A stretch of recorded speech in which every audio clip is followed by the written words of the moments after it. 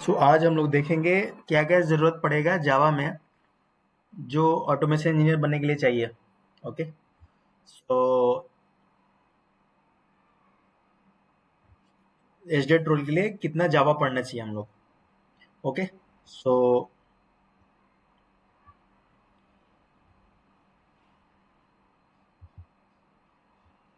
तो basics Java syntax देख लो आप। Basics Java syntax is very important. Okay, and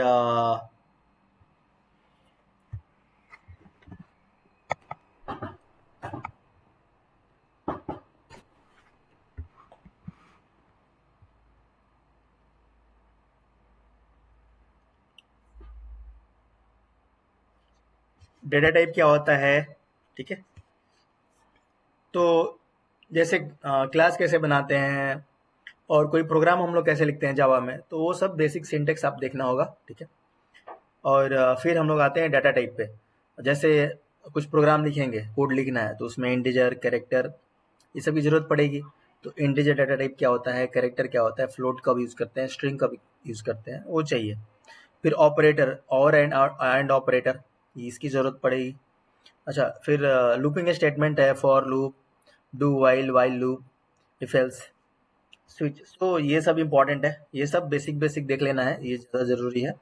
उसके बाद हम लोग का आता है ऑब्जेक्ट ओरिएंटेड प्रोग्रामिंग कंसेप्ट। तो जावा एक जावा एक ऑब्जेक्ट ओरिएंटेड प्रोग्रामिंग कंसेप्ट है, उप्स पे बेस्ड है ये। तो उप्स में आता है आपका ऑब्जेक्ट आ गया, क्लास आ गया, inheritance, polymorphism. What is object, object क्या होता है, क्लास क्या होता है, इनहेरिटेंस क्या होता है, पॉलीमॉर्फिज्म क्या होता है। इसके अलावा है फ्रैक्शन क्या होता है,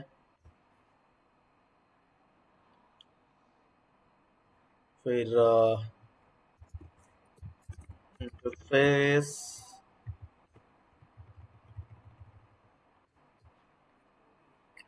ऑब्जेक्ट क्या कहते, ऑब्जेक्ट किसको कहते हैं, क्लास किसको कहते हैं, इनहेरिटेंस। तो ऑब्जेक्ट का डेफिनेशन क्या है, जैसे आपके पास क्रेटा गाड़ी है, क्रेटा कार, तो कार एक क्लास हो गया, बट उसमें क्रेटा कार, क्रेटा जो है ना, वो ऑब्जेक्ट हो गया। या अल्ट्रोज हो गया, या टाटा नेक्सॉन हो गया, तो ये सब क्या हो गया, ऑब्जेक्ट। और एक कार क्लास लेते हो। Inheritance, inheritance is inheriting the properties of parent class from to the child class from parent class. Simple exam, हम लोग सब लोग पेरेंट्स, जैसे चाइल्ड जो प्रॉपर्टी पेरेंट ने जो बनाया है, सपोज कमा करके उन्होंने 2 घर बनाए, तो ऑटोमेटिकली वो चाइल्ड को होता है, right. It will inherit the property of child to the child of parent properties. So this the same way we define inheritance, inheriting the properties of parent to the child. Polymorphism, polymorphism जैसे method overloading. So one function having multiple argument, so we define it as a method overloading. So one suppose sum one function है, उसके polyform आ रहा है ना, तो that's we call define as a polymorphism, like method overloading. So method overloading में क्या हम लोग करते हैं, M1 सपोज सम क्लास है, सम मेथड है, सम फंक्शन, उसमें एगो में दो दो एक में 2 आर्गुमेंट है, दूसरे वाले में 3 आर्गुमेंट है, तो मेथड ओवरलोडिंग हो गया। ठीक है।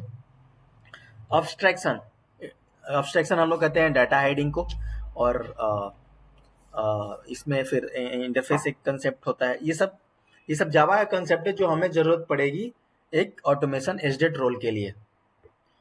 तो एक अब्स्ट्रैक्शन हो गया, इंटरफेस हो गया, और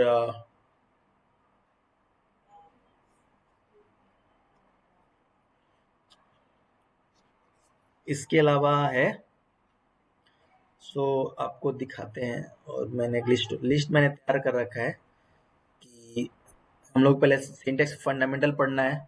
ठीक है, Java syntax, data type, operator, control structure, if else मैंने बताया ना, फंक्शंस, मेथड, ये ज़्यादा इंपॉर्टेंट है, ये हम लोग को पढ़ना है। फिर ऑब्जेक्ट ओरिएंटेड प्रोग्रामिंग, क्लासेस क्या है, ऑब्जेक्ट्स क्या है, इनहेरिटेंस क्या है, इनकैप्सुलेशन, पॉलीमॉर्फिज्म, ये सब पढ़ना है। ठीक है, उसके बाद